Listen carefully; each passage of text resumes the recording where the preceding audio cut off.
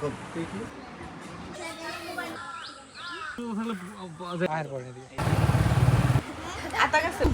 আসসালামু আলাইকুম everyone, this is me Lubna Ahmed Riya. Welcome to my another blog. এই ব্লগটা হচ্ছে ঈদের ৩-৪ দিন পরের ভিডিও, যেদিন হচ্ছে আমরা মুন্সিগঞ্জের উদ্দেশ্যে রওনা দেই। অ্যাকচুয়ালি আমার কাজিন আমাদেরকে দাওয়াত দিছিল ওর শ্বশুর বাড়ি, তার জন্যই যাচ্ছি মুন্সিগঞ্জ। তাছাড়া খুব একটা মুন্সিগঞ্জে যাওয়া হয় না।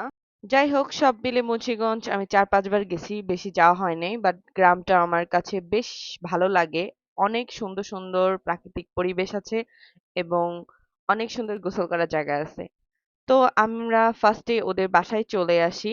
তারপর আমাদের একটা ড্রিঙ্কস দেয়।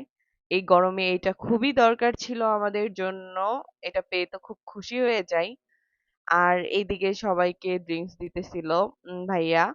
আর আমি তো এটা অনেক মজা করে খাচ্ছিলাম। আর এইদিকে দেখি আমার মামা, আমাদের যে আরো আত্মীয়-স্বজন আছে সবাই দেখি আগেই চলে আসছে। অলরেডি অনেকে খাওয়াও শুরু করে দিছে। তাই আমাদের লেট হয়ে গেছে দেখে আমরা তাড়াতাড়ি করে খেতে বসে পড়ি। আর মুন্সিগঞ্জের মেহমান আপ্যায়ন তো কোনো কমতি রাখে না তারা, সেটা আমি বড় খালামণির থেকে দেখছি। তারা অলওয়েজ বেটার বেটার খাবার আইটেম করে। আর আমাদের তাদের খাবারের আইটেমগুলা বা খাবারগুলা বেশ ভালো লাগে। বিশেষ করে তারা নিজেরা দই তৈরি করে। এই জিনিসটা বেশ ভালো লাগে। আর এই দইটা আমার খুব পছন্দ হয়, তা বলে বোঝাতে পারবো না। মুন্সিগঞ্জে গেলে মুন্সিগঞ্জে যারা তারা হয়তোবা বিয়ে বাড়িতে কোনো অকেশনে তারা দই কিনে খায় না, তারা নিজেরাই বানায়।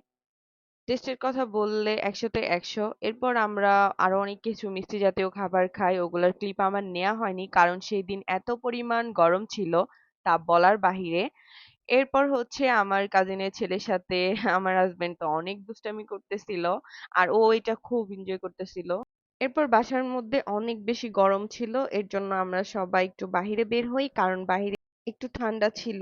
আর এইদিকে এত পরিমাণ গরম পড়ছে সেই দিন, মানে রুমের ভিতরে টিকাই যাচ্ছে না। আর গ্রামের রাস্তাগুলো এত বেশি সুন্দর, আমার বেশ ভালো লাগছে। গ্রামটা অনেক নিরিবিলি আর আশেপাশের পরিবেশটা অনেক বেশি সুন্দর। তো আমরা এইটা দাঁড়ায় দাঁড়ায় আশেপাশে দেখতেছিলাম আর অনেক বেশি এনজয় করতেছিলাম। তো ভাবতেছি গ্রামে আসবো আর গ্রামের আশেপাশে ঘুরবো না, তা তো হয় না। এর জন্য আমরা সবাই মিলে পাশেই চলে গেলাম। আর পাশে ওইখানে, ওইটাকে আমাদের ভাষায় বলে সাঁকো। তো ওইটা পার হইতে আমার অনেক বেশি ভয় লাগে, তো আমি ভাবতেছিলাম এটা দিয়ে কিভাবে পার হব। এরপর একে একে করে সবাই পার হয়ে ওই পাশে যাচ্ছিল। আর এটার নিচ দিয়েও পার হওয়া যায়, বাট ওই বালিটা একটু ডাবা ছিল। নিশ্চয়ই এখানে পুকুর টাইপের কিছু ছিল। এর জন্য মাটিটা নরম, মানে নিচে পা চলে যায়, এর জন্য সাঁকো দিয়ে পার হওয়া ছাড়া ওয়ে নাই। তো আমি ফাইনালি ওই পাশে যাব কিছু পিকচার তোলার জন্য। তো আমি ওইটা যাচ্ছিলাম। আর এদিকে পিছনে তো আমার একজন ক্যামেরাম্যান ছিল, সামনেও কিন্তু দেখো আমার একটা ক্যামেরাম্যান আছে। উনি তো সুন্দর ভিডিও করতেছিল, বাট সামনে যায় আমার সাথে অনেক বড় ভয়ানক একটা কাজ করে ফেলছে। সেটা হচ্ছে আমি পার হচ্ছিলাম, এমনিতেই ভয় পাচ্ছি, তার মধ্যে উনি বাস টাস নাড়াচ্ছিল। আমি অনেক বেশি ভয় পাচ্ছিলাম আর চিল্লাইতেছিলাম। এদিকে সবাই এক এক করে পার হয়ে যাচ্ছি। আর এইটায় চড়তে ভয়ও লাগে আর আমার বেশ ভালোও লাগে। ফাইনালি আমরা ওই পাশে সবাই চলে যাই। আর এইদিকে আমার জামাই তো আমার ভিডিও করতেছিল, আমি তো ডাকতেছিলাম যে এইদিকে চলে আসো। উনি মেবি ভুলেই গেছে যে হচ্ছে এই পারে ওনারা আসতে হবে। যাই হোক, এরপর আমি ভাবতেছিলাম এত বড় একটা ধান ক্ষেত বা যেটাই বলে এটা, ওইখানের মধ্যে মাঝখানে একটা বাড়ি, ওই বাড়ির লোকজন কিভাবে থাকে আমি শুধু সেটাই ভাবতেছিলাম। তো এই জিনিসটা আমার বেশ একটু অন্যরকম লাগছে। তো এরপর হচ্ছে আমি একটু ভিডিও করার ট্রাই করতেছিলাম অন্যভাবে। তো আমি এটা আমার জামাইকে বলি যে আমাকে একটু ভিডিও করে দাও। তিনি যে কি ভিডিও করলো আমি না বুঝতেই পারলাম না। ক্যামেরাটা নিয়ে যে ঘুরতে আছে, আমি কোনো মানেই খুঁজে পেলাম না যে এটা কি করতেছে। আর আমার অবস্থা হয়েছে অনেকদিন পর গ্রামে গেলে যা হয়, আমার বেহাল অবস্থা। এরপর আমরা আমার বড় খালার মনির বাড়িতে যাব, মানে এটা হচ্ছে আরেকটা গ্রাম, তো পাশেই। তো যেতে বেশিক্ষণ লাগবে না, এর জন্য আমার কাজিনের মেয়েকে আমাদের সাথে নিয়ে নিলাম। ও অনেক খুশি হয়ে যায়। কেউ মাশাআল্লাহ বলতে ভুলো না। এরপর যারা অটোতে যাবে তারা অটো ঠিক করতেছিল।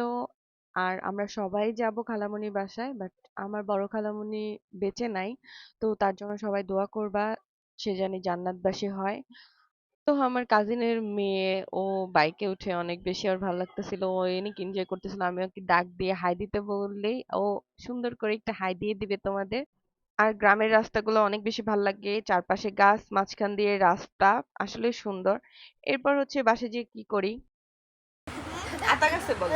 আতা গাছের তোতা পাখি ডালিম গাছের মাও ডাকি যাবো কথা কও না কেন বল। হ্যাঁ, জনি তো জনি বলো। বাসায় এসেই হচ্ছে ফ্রেশ হয়ে আমরা সবাই ওর কবিতা শুনতে বসে যাই। এত সুন্দর করে কবিতা বললো, আমার বেশ ভালোই লাগলো। আর অনেকগুলা কবিতা বলছে, বাট ওই রেকর্ড গুলো আমার নেওয়া হয়নি। এরপর হচ্ছে আমার কাজিনদের গাছের থেকে দুইটা আম নিয়ে আসছিলাম, সেই আমগুলা আমরা কেটে লবণ মরিচ দিয়ে খাচ্ছিলাম অনেক বেশি মজা করে। আমি আসলে টক পছন্দ করি না, তারপরে ওই দিন আমার অনেক বেশি ভাল লাগছে টক, আর সবাই অনেক মজা করে খাইছি এর জন্য হয়তোবা। তো আজকের ভিডিওটা এই পর্যন্তই।